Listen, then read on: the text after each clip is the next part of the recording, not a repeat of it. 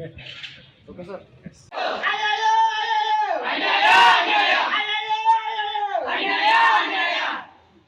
ಕನಿಷ್ಠ ವೇತನ ಸರ್ಕಲ್ ನೇರವಾಗಿ ಇಲಾಖೆಯಿಂದ ವೇತನ ನೀಡಲೇಬೇಕು.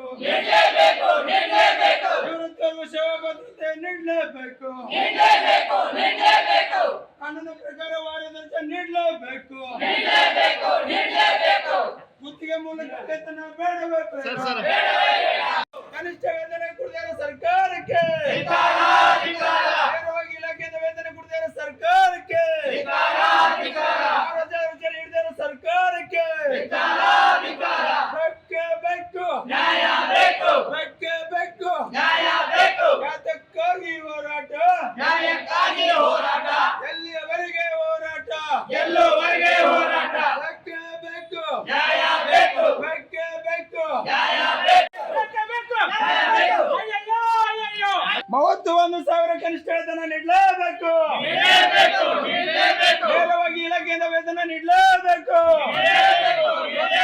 ಕಾರ್ಮಿಕ ಇಲಾಖೆ ಅನುಭವದ ಪ್ರಕಾರ ವಾರದ ರಜೆ ನೀಡಲೇಬೇಕು. ಪ್ರತಿದಿನಕ್ಕೆ ಬೇಕು. ಯಾತಕ್ಕಾಗಿ ಹೋರಾಟ,